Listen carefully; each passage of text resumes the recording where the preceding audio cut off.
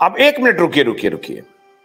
अब मैं जरा आपकी बिरादरी पर आता हूं, क्योंकि आप तो बहुत बड़े लॉयर हैं मुझे मालूम है, लेकिन आपकी बिरादरी पर थोड़ा सवाल करता हूं। न्याय व्यवस्था तो बहुत मजबूत है।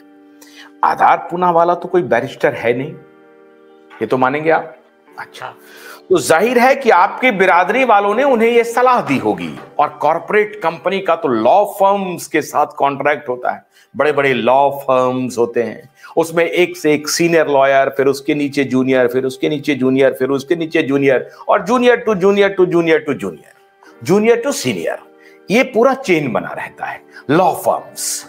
तो ये बड़े लॉ फर्म्स ने इनको सलाह दी होगी कि सर हम ऐसा करते हैं कि इस तरह का हम प्रेयर लगाते हैं कोर्ट में, और कोर्ट हमें जजमेंट दे देगा, और फिर अगर कोई वायलेशन होगा तो कहेंगे कोर्ट का कंटेम्प्ट है, और फिर कोर्ट के कंटेम्प्ट पे तो यूट्यूब फेसबुक सब आ जाएंगे, और फिर पुलिस से भी इनको हरास करेंगे। ऐसी सलाह गई होगी ना? बराबर है, गई होगी। कितना माल दिया होगा वो उनका पर्सनल है, ठीक है, जो भी अंदाजा लगाइए। नहीं वो अभी देखिए अंदाजा सर आज रिवील करिए करिए करिए। आज देखिए मैंने माफी मांगा है न्याय व्यवस्था से, आपसे नहीं, तो रिवील कीजिए। तो सुनिए कैसा है बताओ क्या, लॉ में कुछ एडवोकेट ऐसे है कि कोई 50 लाख सिर्फ सलाह का भी लेता है, कोई करोड़ लेता है। तो अभी जैसा एक मैटर में एक दिल्ली के सीनियर काउंसिल ने अंबानी से तो 60 करोड़ रुपए लिया था एक केस लड़ने का, तो वो अपने अपने अलग अलग है, उसमें कोई ऐसा लिमिट नहीं। आपका आवाज नहीं आ रहा, आपका आवाज नहीं आ रहा। नहीं मैं कह रहा हूं 2, 4, 5 लाख रुपए तो नहीं ही लिया होगा ना? नहीं वो तो अभी देखो यार, वो बड़े क्लाइंट है, बड़े वकील है, ठीक।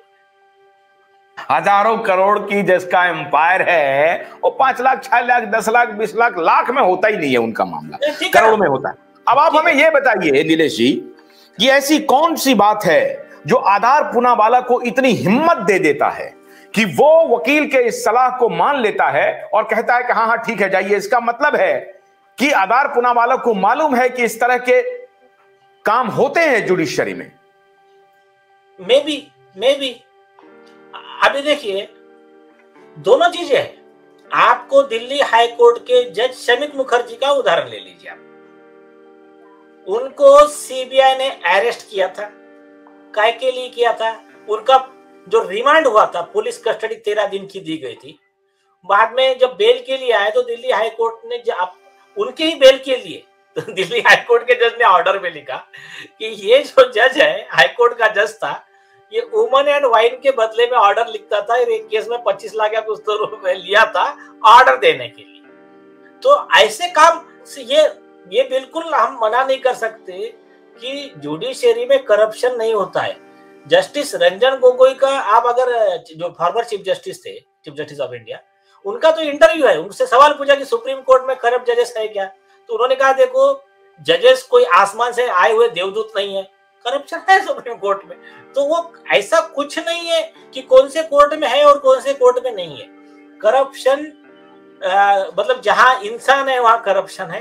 ये बात और है कि सभी करप्ट है ऐसा नहीं है, कुछ ऑनेस्ट भी है। अपने एडवोकेट प्रशांत भूषण जी ने एफिडेविट पे कोर्ट में दिया कि 8 chief justice of India corrupt थे। तो फिर उनको जो कंटेम्प्ट का नोटिस निकाला, बाद में उन्होंने प्रूफ दिया, बाद में वो केस उनका एक्सप्लेनेशन सही मान के केस क्लोज कर दिया गया।